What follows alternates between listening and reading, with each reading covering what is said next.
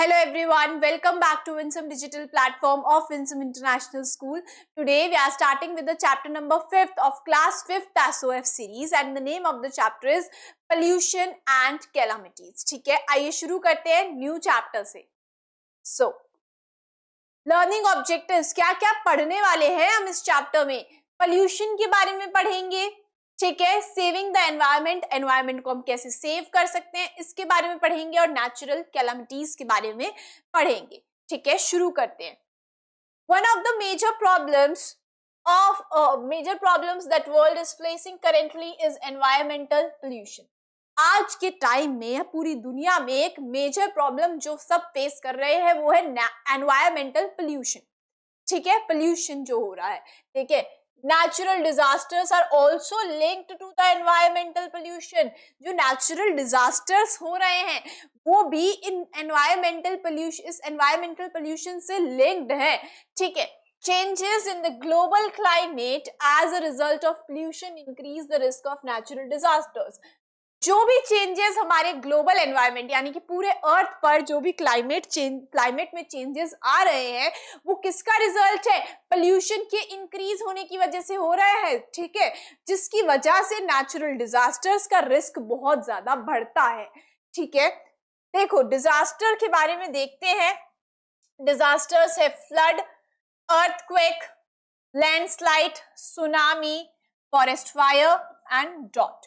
तो इन सब से, ठीक है, ये सारी चीजें क्या है? ये नेचुरल डिजास्टर्स हैं जो कि पोल्यूशन की वजह से जिनका रिस्क जो है वो इंक्रीज हो रहा है डे बाय डे. ठीक है, now similarly natural disasters can cause drastic environmental changes and generate huge amount of waste.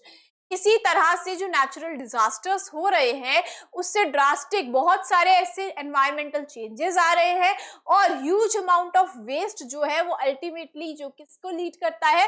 Pollution को. बहुत ज्यादा वेस्ट जो प्रोड्यूस हो रही है उससे क्या हो रहा है? धीरे धीरे पोल्यूशन जो है वो बढ़ रहा है. ठीक है, नेक्स्ट पोल्यूशन के बारे में देखते हैं. Pollution can be defined as the introduction of harmful substances onto the environment up to an extent that contaminate and cause adverse effect on the natural surrounding. Pollution क्या है? पोल्यूशन को हम क्या डिफाइन कर सकते हैं? पोल्यूशन क्या है?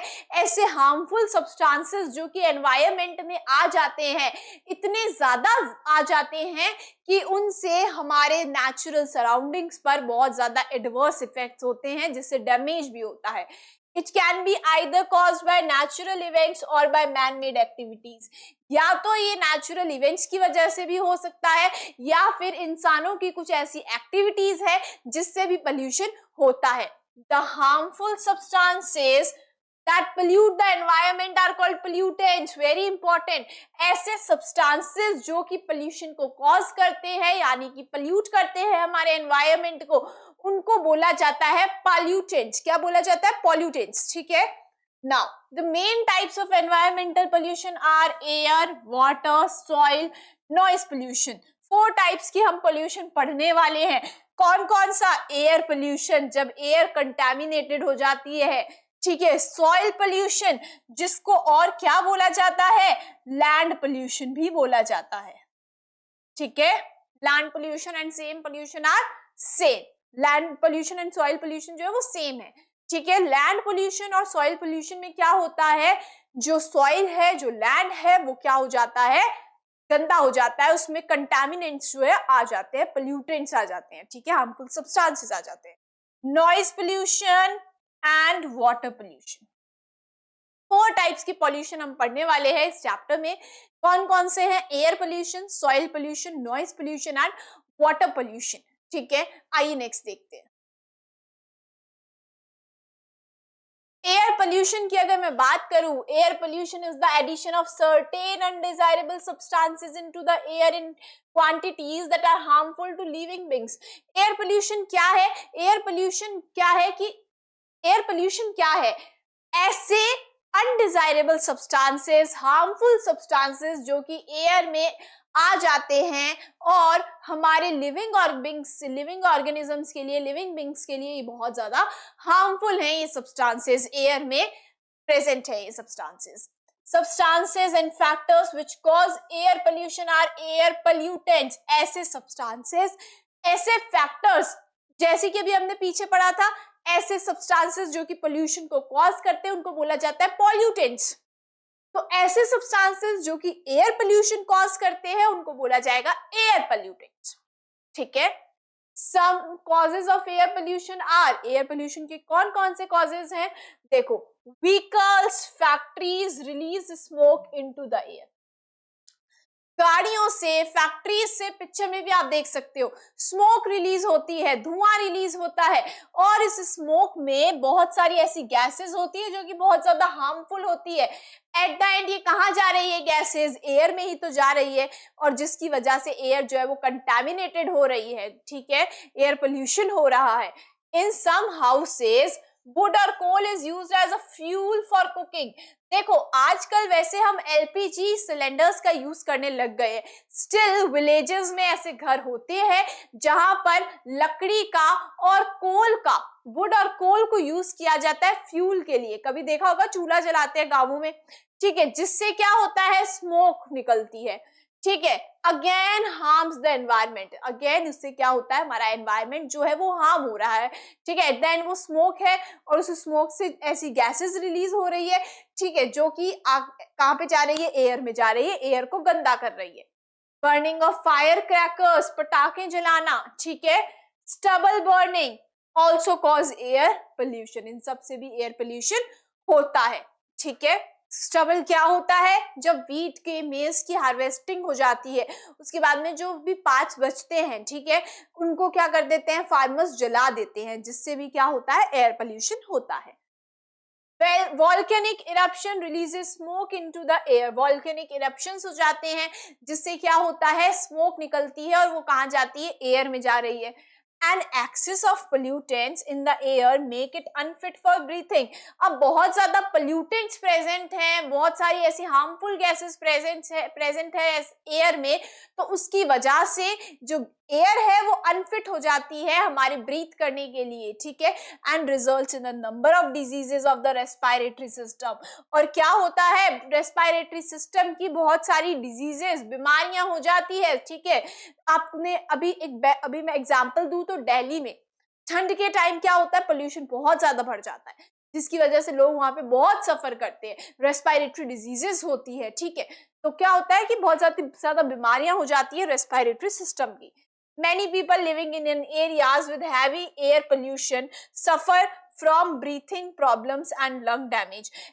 ऐसे लोग जो कि हैवी एयर पोल्यूशन वाली जगह पे रहते हैं, जहाँ पे एयर पोल्यूशन बहुत ज्यादा है, उनको क्या हो जाती है? ब्रीथिंग प्रॉब्लम्स हो जाती है और लंग्स उनके डैमेज हो जाते हैं. ठीक है, बिकॉज जो एयर है वो अनफिट है ब्रीथ करने के लिए, सांस लेने के लिए, फिर भी वो सांस लेते हैं, वो ऐसी जगह पर रह रहे हैं बिकॉज. ठीक है, तो उसकी वजह से उनके लंग्स डैमेज हो जाते हैं और रेस्पिरेटरी डिजीजेस हो जाते हैं. Next is effects of air pollution. Air pollution के इफेक्ट्स देखते हैं.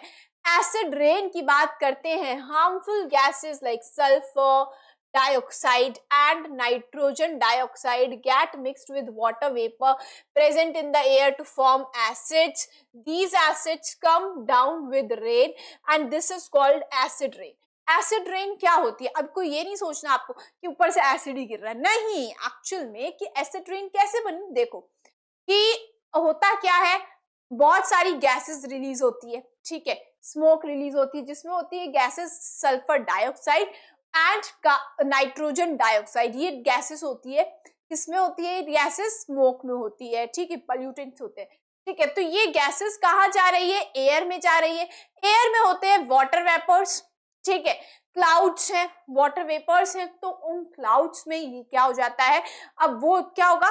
क्लाउड से जैसे बारिश गिरती है तो ये जो गैसेस है ये पानी के साथ मिलकर बना देती है एसिड्स, जिससे होती है एसिड रेन. ठीक है, acid rain is very harmful for both plants and animals. It also destroy statues and buildings. देखो क्या हुआ, यहाँ से व्हीकल से या फिर आप बोल सकते हो फैक्ट्री से जो धुआं निकला, धुओं में कौन सी गैसेस होती है? Sulphur dioxide and nitrogen dioxide. ये गैसेस अब एयर में है। अब बारिश आएगी तब पानी की जब बूंदे नीचे गिरेगी, वो पानी की बूंदे इन गैसेस के साथ मिलकर बना देगी एसिड, ठीक है, जिसको बोला जाता है एसिड रेन, ठीक है। अब ये एसिड रेन से जो है एनिमल्स के लिए भी ये डेंजरस है, प्लांट्स के लिए भी हार्मफुल होती है, और तो और ये स्टैचूज और बिल्डिंग्स को भी डिस्ट्रॉय कर देती है बिकॉज एसिड है, ठीक है। Now next is ozone hole. बात करते हैं ओजोन होल की। Ozone layer is present in the stratosphere. हमने पिछले चैप्टर में पढ़कर आए हैं। अब ओजोन लेयर कहाँ पे प्रेजेंट है? ओजोन लेयर स्ट्रेटोस्फेयर में प्रेजेंट है। स्ट्रेटोस्फेयर में हार्मफुल गैसेस, कुछ हार्मफुल गैसेस है जैसे कि क्लोरोफ्लोरोकार्बन्स। क्या नाम है? chlorofluorocarbons released into the atmosphere have created holes in the ozone layer, allowing ultraviolet rays of the sun to reach our earth. These rays cause skin cancer and many other diseases. अब देखो क्या होता है कि कुछ gases है, जैसे कि बात करूं मैं अगर एक हार्मफुल गैस सबसे मेन क्लोरोफ्लोरोकार्बन्स। क्लोरोफ्लोरोकार्बन्स जो है वो हमारे एयर में, ठीक है, एयर में होते हैं, एयर पोल्यूशन को कॉज कर रहे हैं। और क्या होता है, क्लोरोफ्लोरोकार्बन्स जब एटमॉस्फेयर में रिलीज होते हैं उससे होल्स हो गए, ओजोन लेयर में क्या हो गए? होल्स हो गए। अब देखो स्ट्रेटोस्फेयर में हमारे प्रेजेंट है ओजोन लेयर। पढ़ के आए आप प्रीवियस चैप्टर में लेयर्स ऑफ एटमॉस्फेयर, जिसमें स्ट्रेटोस्फेयर और स्ट्रेटोस्फेयर में हमारे ओजोन लेयर है। ओजोन लेयर क्या करती है? अल्ट्रावायलेट रेज जो होती है, यूवी रेज जो होती है सन से जो आती है, हार्मफुल यूवी रेज, उनसे हमको प्रोटेक्ट करने का काम करती है।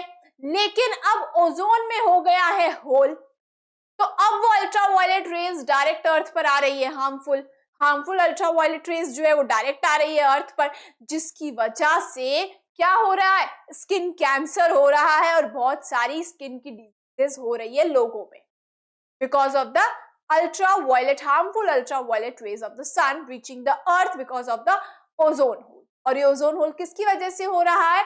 क्लोरोफ्लोरोकार्बन्स की वजह से, जो कि एक गैस है, ठीक है, जो कि स्मोक रिलीज होती है फैक्ट्रीज से, ठीक है, उनसे रिलीज होते हैं क्लोरोफ्लोरोकार्बन्स, स्मोक में होते हैं। पिक्चर में भी आप देख सकते हो, ठीक है। Next is global warming. बात करें अगर ग्लोबल वार्मिंग की तो क्या होता है? देखो, अर्थ एब्सॉर्ब्स 50% of the total solar energy reaching surface. जितनी भी सोलर एनर्जी, ठीक है, सन से पहुंच रही है अर्थ तक, 50% एनर्जी अर्थ क्या करता है? एब्सॉर्ब कर लेता है, ठीक है। अर्थ एब्सॉर्ब कर लेता है 50% energy. Warm earth emits heat in atmosphere. अब ये जो वार्म अर्थ है ना, यानी कि हल्का गर्म जो अर्थ है, ये वार्म रहता है हमारा अर्थ। अब ये क्या करता है? एटमॉस्फेयर में जो हीट होती है, earth emits heat in the atmosphere. Atmosphere में हीट को एमिट करता है, ठीक है, एब्सॉर्ब करना, यानी कि एब्सॉर्ब कर ली 50% तो, और वार्म अर्थ क्या करता है? हीट को एमिट भी करता है एटमॉस्फेयर में, where it is absorbed and trapped by the greenhouse gases. अब क्या होता है? जैसे अर्थ जो है हीट को करता है रिलीज, एमिट करता है। अब हमारे एयर में, एटमॉस्फेयर में क्या प्रेजेंट है? हमारे एटमॉस्फेयर में प्रेजेंट है green house gases. Green house gases present है। अब ये ग्रीन हाउस गैसेस क्या करती है? एब्सॉर्ब कर लेती है। ये ग्रीन हाउस गैसेस क्या करती है? एब्सॉर्ब कर लेती है इस हीट को, ठीक है। ग्रीन हाउस गैसेस कौन कौन सी हैं जो कि एटमॉस्फेयर में प्रेजेंट है? Carbon dioxide, methane, water vapour, chlorofluorocarbons, जिनको CFC भी बोला जाता है, अभी पीछे पढ़कर आए हैं, ozone layer depletion, ozone hole में काम करते हैं ये chlorofluorocarbons, etcetera. Do not let the heat of the earth to escape. अब क्या हुआ? अर्थ ने तो हीट को एमिट किया, लेकिन हमारे अर्थ पर एटमॉस्फेयर में ये गैसेस प्रेजेंट है जिनको बोला जाता है ग्रीन हाउस गैसेस। और वो ग्रीन हाउस गैसेस कौन कौन सी है? कार्बन डाइऑक्साइड है, ठीक है, इसको हाईलाइट कर लेते हैं बिकॉज ये very important, it is very very important. Carbon dioxide, methane, water vapour, chlorofluorocarbons, जिनको CFC भी बोला जाता है, ये क्या करते हैं? जो अर्थ की हीट है उसको एस्केप नहीं होने देते, ठीक है। Now thus they help keep the earth surface warm. अब जब हीट जो है वो एस्केप ही नहीं होगी तो अर्थ का सरफेस वार्म होता है, यानी कि गर्म होता है. This effect is known as green house effect, और इस इफेक्ट को क्या बोला जाता है? ग्रीन हाउस इफेक्ट बोला जाता है. ठीक है. The increase in the concentration of green house gases in the atmosphere leads to an increase in the temperature of earth. अब जैसे जैसे ग्रीन हाउस गैसेज बढ़ रही हैं, ग्रीन हाउस गैसेस बढ़ेंगी तो वो क्या करेंगी? हीट को ट्रैप करेगी और हीट को एस्केप नहीं होने देगी अर्थ से, जिसकी वजह से क्या होता है? धीरे धीरे जो अर्थ का टेम्परेचर है वो बढ़ रहा है. ठीक है. This is called global warming. धीरे धीरे अर्थ का टेम्परेचर जो है वो ज्यादा बढ़ रहा है ग्रीन हाउस गैसेस की वजह से, बिकॉज ग्रीन हाउस गैसेस बढ़ रही है तो उस वजह से क्या हो रहा है? अर्थ का टेम्परेचर जो है वो भी धीरे धीरे बढ़ रहा है, जिसकी वजह से ग्लोबल वार्मिंग हो रही है. ठीक है. Now the effects of global warming are melting of polar ice caps. अब जो इफेक्ट्स हैं ग्लोबल वार्मिंग के, यानी कि जो अर्थ का टेम्परेचर बढ़ रहा है उसकी वजह से कुछ इफेक्ट हो रहे हैं, जैसे कि melting of polar ice caps. ठीक है. पोलर आइस कैप्स यानी कि पोलर रीजन्स में जो आइस है वो क्या हो रही है? पिघल रही है धीरे धीरे. Rise in water level of oceans and flooding of the places near the sea. अब क्या हो रहा है? धीरे धीरे जब ये पोलर आइस कैप्स पिघल रहे हैं तो उसकी वजह से वाटर लेवल्स जो है ओशंस में, सीज में वो बढ़ रहे हैं, और ओशंस और सीज के पास जो भी सिटीज है, जो भी प्लेसेस है, वहां पर फ्लड आ रहा है, यानी कि बाढ़ आ रही है.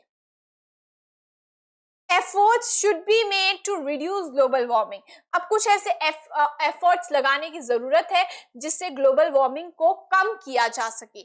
Countries, especially the ones which release more greenhouse gases, should reduce them. अब जो भी ऐसी कंट्रीज जो कि ग्रीन हाउस गैसेस सबसे ज्यादा रिलीज करती है, उनको इस चीज को रिड्यूस करना बहुत जरूरी है. ठीक है. बिकॉज एट द एंड ये ग्रीन हाउस गैसेस जो है वो क्या करती है? ग्लोबल वार्मिंग करती है. ठीक है. तो ध्यान रखना है, ग्रीन हाउस गैसेस जो है वो अलग है, ग्लोबल वार्मिंग अलग है. ग्रीन हाउस गैसेस क्या काम कर रही हैं? अर्थ की जो हीट रिलीज होती है उसको ट्रैप कर लेती हैं, और वो हीट जब एस्केप नहीं होती है उसकी वजह से ये जो गैसेस हैं ये करती हैं ग्लोबल वार्मिंग कॉज. ठीक है. यानी कि अर्थ के टेम्परेचर में बढ़ रहा है धीरे धीरे अर्थ का टेम्परेचर. ठीक है. पिक्चर में आप देख सकते हो. So it is a 3-2. ठीक है. हम बोल सकते हैं कि 3 है कि आगे आने वाले हमें ग्लोबल वार्मिंग कम करनी बहुत जरूरी है, बिकॉज अगर कंटिन्यूसली होती रहेगी तो धीरे धीरे बहुत ज्यादा इसका इफेक्ट जो है वर्स होता जाएगा. Next is your olympiad bite. Montreal Protocol was signed in 1987, ratified by 197 UN member states to reduce the level of CFCs. एक प्रोटोकॉल साइन किया गया था कब? 1987 में. किसने किया था रेक्टिफाई? 197 यूएन मेंबर्स जो थे, यूएन मेंबर स्टेट्स जो थे उन्होंने रेक्टिफाई किया था, जिसमें ये था कि हम कैसे जो CFC क्लोरोफ्लोरोकार्बन्स हैं उनके लेवल को रिड्यूस कर सकते हैं, उसके लेवल को रिड्यूस कर सकते हैं. तो ध्यान रखना है कि कौन सा प्रोटोकॉल साइन किया गया था? Montreal protocol. कौन से ईयर में? 1987 में. International conference held in Kyoto, Japan in 1997 obtained commitments from different countries for reducing overall greenhouse gases. और एक इंटरनेशनल कॉन्फ्रेंस रखी गई थी क्योटो जापान में 1997 में, जिसमें कंट्रीज से कमिटमेंट्स लिए गए थे, डिफरेंट कंट्रीज से, कि वो कैसे काम करेंगे ग्रीन हाउस गैसेस को ओवरऑल रिड्यूस करने का. ठीक है. तो ये दोनों आपको ध्यान रखने हैं. CFC क्लोरोफ्लोरोकार्बन्स के लिए कौन सा प्रोटोकॉल साइन हुआ था? Montreal protocol. कौन से ईयर में? 1987 में. उसके 10 साल बाद इंटरनेशनल कॉन्फ्रेंस हुई क्योटो जापान में 1997 में, जिसमें ग्रीन हाउस गैसेस को रिड्यूस करने के लिए कमिटमेंट्स लिए गए थे डिफरेंट कंट्रीज से. दोनों याद रखने हैं आपको विद द ईयर. ठीक है. Next is water pollution. आइए देखते हैं. Water pollution is caused due addition of undesirable substances into the water.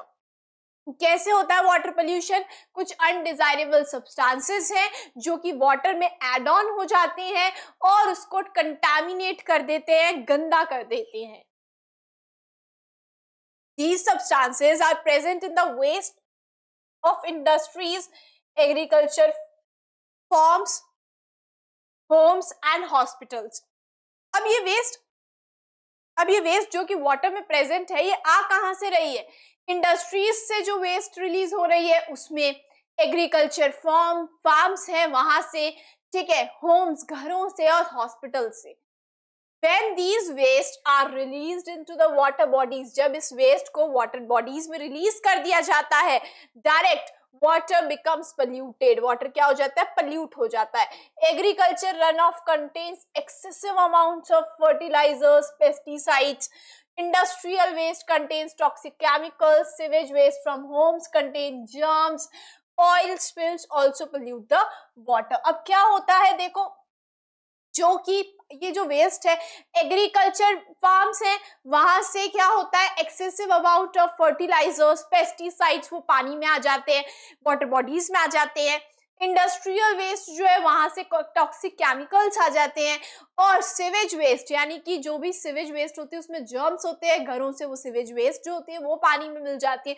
और ऑयल स्पिल्स हो जाते हैं जिससे पानी जो है पोल्यूट होता है. पिक्चर में आप देख सकते हो वाटर पोल्यूशन की आपको पिक्चर्स दी हुई है, ठीक है.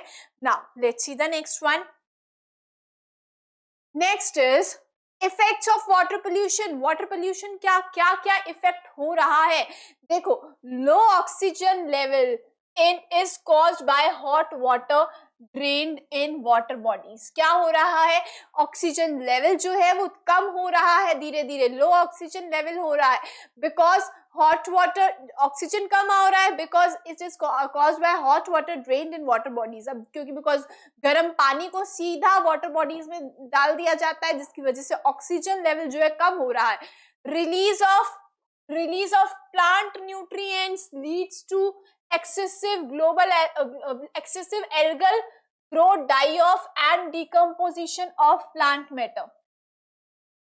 प्लांट के न्यूट्रिएंट्स जो हैं वो क्या हो जाते हैं? रिलीज हो जाते हैं वाटर में और उसकी वजह से एल्गी जो होती है उसकी एल्गल ग्रोथ हो जाती है, एक्सेसिव बहुत ज्यादा एल्गल ग्रोथ हो जाती है और प्लांट मैटर डिपोजिशन हो जाता है.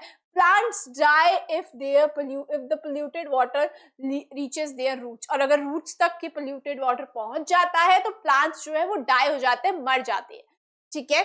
Chemicals present in polluted water decrease the amount of oxygen. क्या है कि जो भी केमिकल्स पोल्यूटेड वाटर में प्रेजेंट होते हैं, जो भी पोल्यूटेड वाटर इसमें कुछ केमिकल्स होते हैं, ठीक है. अब इन केमिकल्स में क्या होता है? ये केमिकल्स ऑक्सीजन का लेवल जो है वाटर में डिक्रीज करेंगे और एक्वेटिक प्लांट्स और एनिमल्स तो कहां से लेते हैं ऑक्सीजन? पानी से ही लेते हैं, है ना. वो उनको भी ऑक्सीजन चाहिए और वो पानी से ही लेंगे ऑक्सीजन को. तो इसकी वजह से ऑक्सीजन का लेवल डिक्रीज हो जाता है इन केमिकल्स की वजह से पानी में. So aquatic animals die because they not get sufficient oxygen to breathe. और इसकी वजह से जो एनिमल्स है, एक्वेटिक एनिमल्स हैं, वो मर जाते हैं बिकॉज उनको क्या है, उनको चाहिए ऑक्सीजन, वो तो पानी में रहेंगे और उनको ऑक्सीजन चाहिए और वो ऑक्सीजन उनको मिलती ही नहीं है बिकॉज अब वो केमिकल्स हैं, केमिकल्स प्रेजेंट है वाटर बॉडीज में. वाटर पोल्यूशन हो गया, वाटर पोल्यूटेड हो चुका है, ऑक्सीजन का लेवल कम हो गया. एक्वेटिक एनिमल्स को ऑक्सीजन कहाँ से मिलेगी? एक्वेटिक एनिमल्स तो वही ऑक्सीजन यूज करते हैं जो कि पानी में होती है. तो अब ऑक्सीजन लेवल कम होने की वजह से एक्वेटिक एनिमल्स को ऑक्सीजन नहीं मिलती है सफिशिएंट और वो मर जाते हैं, ठीक है. Humans also fall ill if they drink polluted water. अगर हम भी गंदा पानी, पोल्यूटेड वाटर पी ले, लास्ट चैप्टर में हम पढ़कर आए हैं कैसे फिल्ट्रेशन होता है पानी का, कैसे प्यूरिफाई किया जाता है पानी को ताकि वो हमारे पीने के लिए फिट हो. तो अगर ह्यूमंस जो है, इंसान अगर गंदा पानी, पोल्यूटेड पानी पी लेंगे तो उसकी वजह से वो भी बीमार पड़ जाते हैं. Cholera, typhoid, dysentery are some of the diseases caused due to drinking of impure water. बात करें अगर कॉलेरा, टाइफाइड, डाइसेंट्री, ये ऐसी बीमारियां हैं जो कि किससे कॉज होती है? गंदा पानी, ड्रिंकिंग, जो इम्प्योर वाटर जो होता है ना उसको पीने की वजह से, गंदे पानी को पीने की वजह से कॉलेरा, टाइफाइड, डाइसेंट्री जैसी बीमारियां हो जाती है। Effects of water pollution picture में भी देख सकते हो आप। हेल्थ हैजार्ड्स हो रहे हैं, यानी कि बीमार हो रहे हैं, लोग बीमार हो रहे हैं, ठीक है, डिजीजेस हो रही है, हेल्थ हैजार्ड्स हो रहे हैं, बायोडाइवर्सिटी लॉस, धीरे धीरे एक्वेटिक एनिमल्स खत्म हो रहे हैं, एक्वेटिक प्लांट्स खत्म हो रहे हैं, तो बायोडाइवर्सिटी खत्म हो रही है। Aquatic habitat changes, aquatic habitat में चेंजेस आ रहे हैं, बिकॉज अगर किसी जगह का पानी गंदा होगा तो एक्वेटिक जो ऑर्गेनिजम्स हैं वो ये करेंगे ना कि वहां से हट जाने की कोशिश करेंगे, है ना।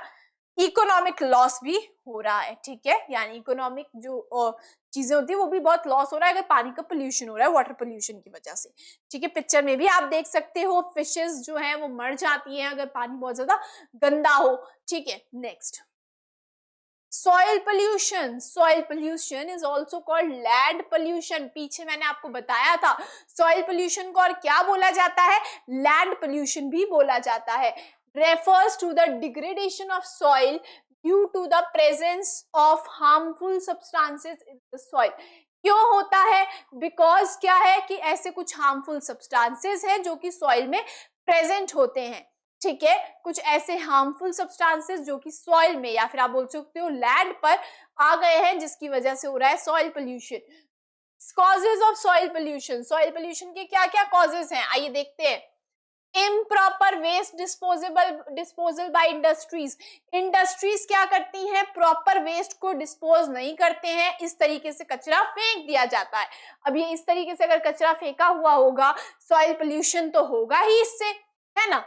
Agriculture waste like pesticides and fertilizers, अब कुछ ऐसी एग्रीकल्चर वेस्ट होती है जैसे कि पेस्टिसाइड्स और फर्टिलाइजर्स अगर वाटर बॉडीज तक पहुंच जाएंगी तो कॉज करते हैं वाटर पोल्यूशन, और अगर ये लैंड पर ही है पेस्टिसाइड्स और फर्टिलाइजर्स की वजह से सॉइल जो है वो क्या होती है, पोल्यूट भी होती है। एसिड रेन क्या होता है, देखो एसिड रेन मैंने बताया आपको, एसिड रेन किसकी वजह से हुई, एयर पोल्यूशन की वजह से। और अब एसिड रेन जाएगी कहाँ, वो आ तो लैंड पर ही रही है ना, एसिड रेन आएगी तो सॉइल पर ही, तब एसिड रेन की वजह से वो एसिड सब कहाँ पे पहुंच जाएंगे, सॉइल में पहुंच जाएंगे और सॉइल को पोल्यूट कर देंगे, ठीक है। Hospital waste disposed in open grounds, hospital की जो भी वेस्ट होती है उनको ऐसे ओपन ग्राउंड्स पे फेंक दिया जाता है, ठीक है, जिसकी वजह से लैंड पोल्यूशन हो रहा है, सॉइल पोल्यूशन हो रहा है। सॉलिड वेस्ट जैसे कि प्लास्टिक बैग्स, बॉटल्स, कैन्स, इनको भी इस तरीके से फेंक दिया जाता है जिसकी वजह से बहुत ज्यादा लैंड पोल्यूशन और सॉइल पोल्यूशन होता है, ठीक है। पता ही आपको, पिक्चर में आप देख सकते हो कि किस तरीके से कचरा जो है वेस्ट जो है वो फेंका हुआ है ना, जिसकी वजह से हो रहा है pollution, soil pollution. Next, waste can be broken down or decompose naturally over a period of time known as biodegradable waste, example paper, wood, clothes, etc। देखो जो वेस्ट है ना, अब बात ये है वेस्ट को दो में डिवाइड करना चाहिए, ठीक है, दो पर्टिकुलर पार्ट्स में डिवाइड करेंगे कि एक है बायोडिग्रेडेबल वेस्ट और दूसरी है non biodegradable waste. Biodegradable waste का सिंपल मीनिंग ये है ऐसी वेस्ट जो कि इजीली जो भी मतलब थोड़े टाइम में अगर हम उसको गाड़ देते हैं ना, मिट्टी में गाड़ देंगे अगर उस वेस्ट को हम, तो थोड़े टाइम में वो जो वेस्ट है उसका वो डिकम्पोज हो जाएगी, वो थोड़े टाइम में डिकम्पोज हो जाएगी, ब्रोक डाउन हो जाएगी, ठीक है। इस ऐसी वेस्ट को बोला जाता है बायोडिग्रेडेबल वेस्ट, जैसे कि पेपर, वुड, क्लोथ्स, ये सब है बायोडिग्रेडेबल वेस्ट। फ्रूट्स हैं, वेजिटेबल्स हैं, इनके जो छिलके होते हैं ना, जब हम पील ऑफ करते हैं तो अब वो जो प्रोड्यूस हुआ वो बायोडिग्रेडेबल वेस्ट है, ठीक है। तो ये सारे बायोडिग्रेडेबल वेस्ट यानी over a period of time ये डिकम्पोज हो जाएगी।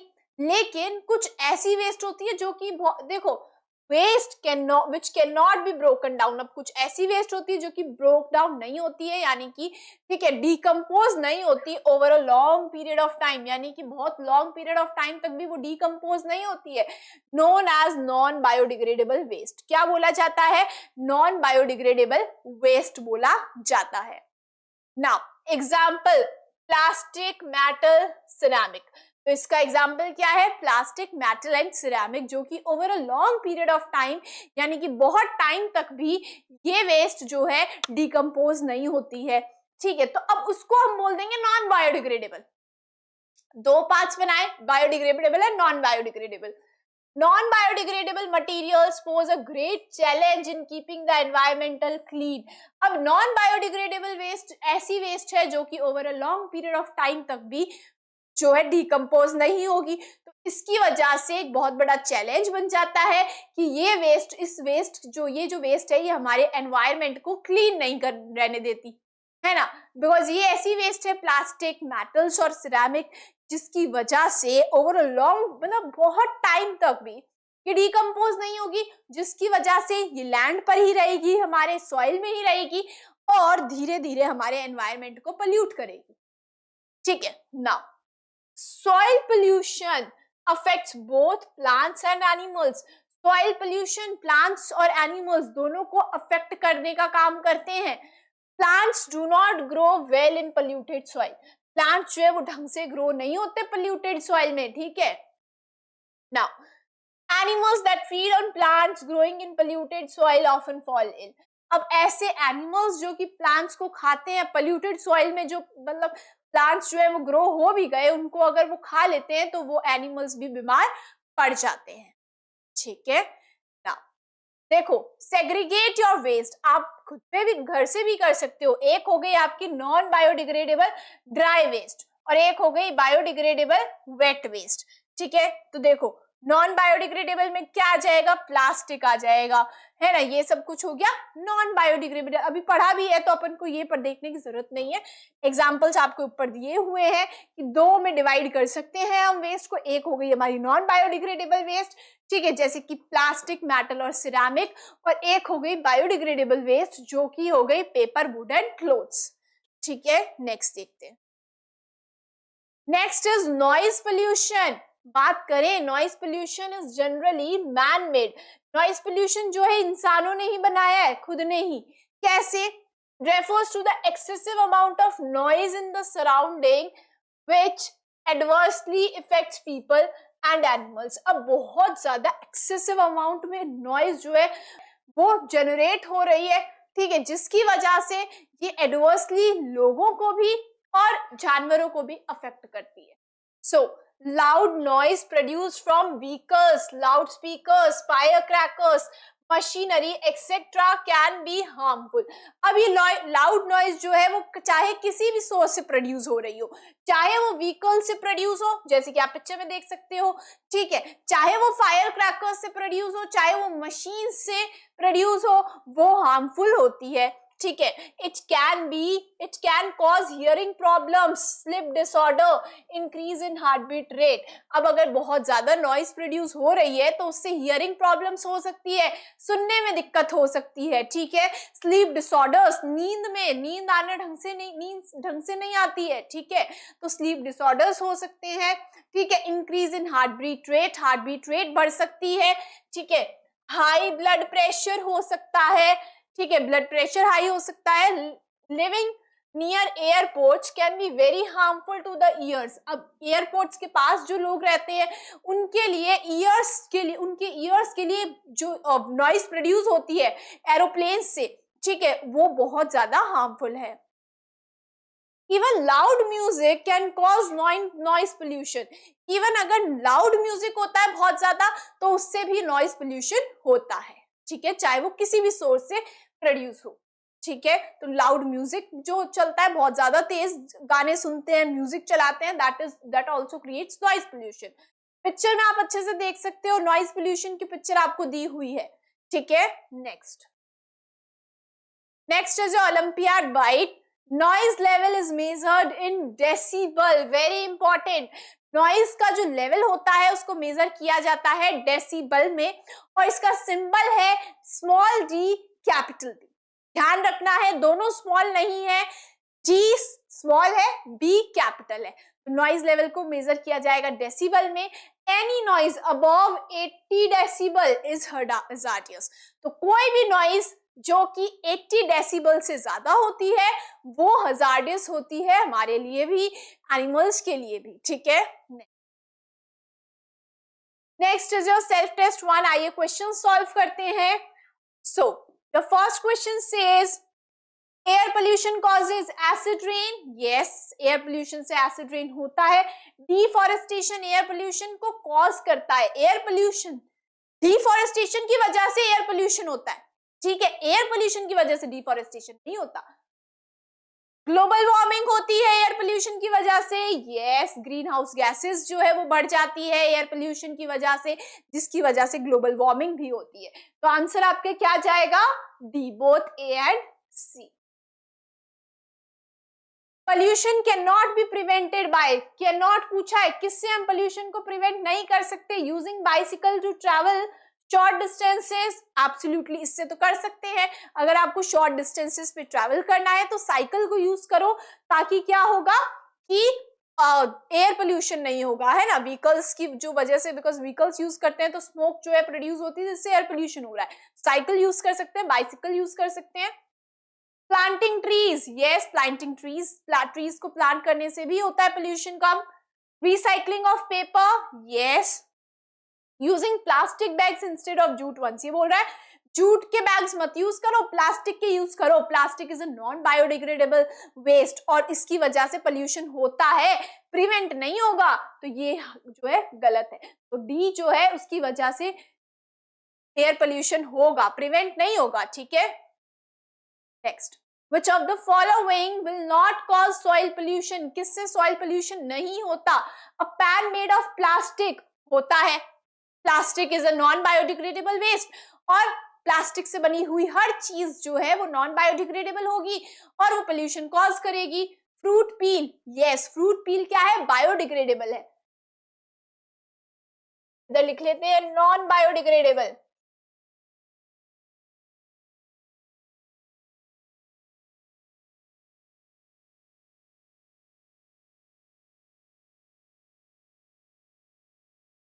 ठीक है, देखो सॉइल पोल्यूशन जो होता है वो नॉन बायोडिग्रेडेबल वेस्ट से होता है.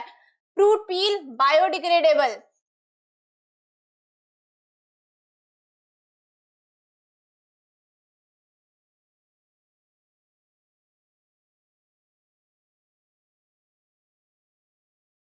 Polythene bag non biodegradable.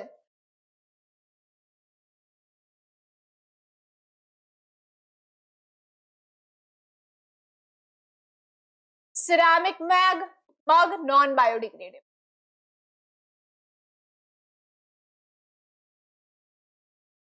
अब आपको पता है नॉन बायोडिग्रेडेबल वेस्ट कौन सी होती है? जो कि over a long period of time भी डीकंपोज नहीं होती है और उसकी वजह से होता है सॉइल पोल्यूशन. ठीक है, तो नॉन बायोडिग्रेडेबल जो वेस्ट है हमारी, ये क्या करेगी? कॉजेज लैंड पोल्यूशन, या फिर आप सॉइल पोल्यूशन भी बोल सकते हो. तो नॉन बायोडिग्रेडेबल वेस्ट से क्या हो रही है हमारे, होगी और नॉन बायोडिग्रेडेबल वेस्ट जो है वो कॉज करते हैं लैंड पोल्यूशन और सॉइल पोल्यूशन. अब इसने पूछा था विल नॉट कॉज, कौन कॉज नहीं करता है? बायोडिग्रेडेबल वेस्ट, जैसे कि फ्रूट पील मैंने आपको बताया था, है ना. फ्रूट्स का और वेजिटेबल्स के जो छिलके होते हैं वो बायोडिग्रेडेबल वेस्ट होते हैं, यानी कि over a period of time जो डीकंपोज हो जाते हैं वो. ठीक है, नाउ तो आंसर जाएगा हमारा B. Select the odd one out. आपको ऑड वन आउट सेलेक्ट करना है. देखते हैं. Asthma. Asthma is a respiratory disease. ठीक है, asthma is a respiratory disease. ठीक है, कॉलेरा, टाइफाइड और डाइसेंट्री की बात करूं तो ये रेस्पिरेटरी डिजीजेस नहीं होती है, caused by contaminated water, caused by drinking contaminated water. जब कंटामिनेटेड वाटर हम पी लेते हैं हमारी बॉडी में चला जाता है, caused by drinking polluted water लिख लेते हैं ताकि और ज्यादा आपको अच्छे से समझ आएगा. जो पोल्यूटेड वाटर बोल सकते हो आप, कंटामिनेटेड वाटर बोल सकते हो, जब हम पी लेते हैं तो उसकी वजह से कौन सी डिजीज होती है, कॉलेरा, टाइफाइड और डाइसेंट्री जैसी डिजीजेस हो जाती है कंटामिनेटेड वाटर को पीने की वजह से। लेकिन मैं अगर अस्थमा की बात करूं तो अस्थमा किससे रिलेटेड है, एयर पोल्यूशन से रिलेटेड। रेस्पिरेटरी डिजीजेस किसकी वजह से होती है, एयर पोल्यूशन की वजह से, ठीक है। Whereas बाकी की जो तीनों है वो किसकी वजह से हो रही है, वाटर पोल्यूशन की वजह से हो रही है, ठीक है। तो ऑड वन आउट में आंसर जाएगा हमारा ए, ठीक है, because asthma is a respiratory disease caused by air pollution, ठीक है, एयर पोल्यूशन की वजह से अस्थमा हो जाता है।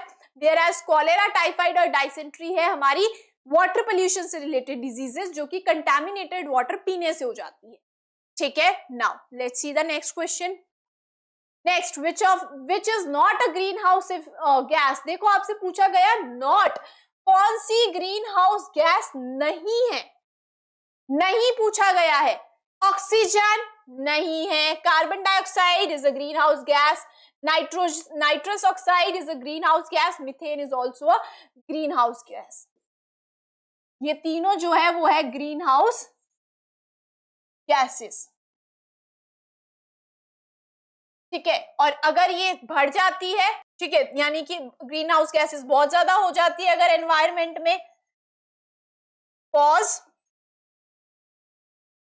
Global warming.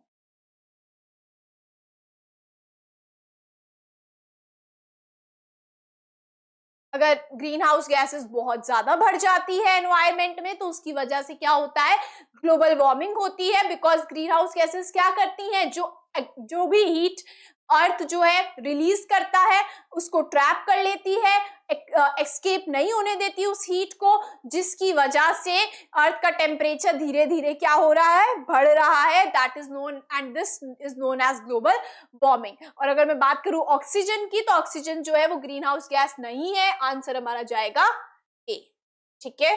आइए नेक्स्ट टॉपिक पे चलते हैं। So this was all about today's lecture. हम नेक्स्ट लेक्चर में नेक्स्ट टॉपिक को कंटिन्यू करेंगे। Till then keep learning, stay tuned with us. Thank you so much.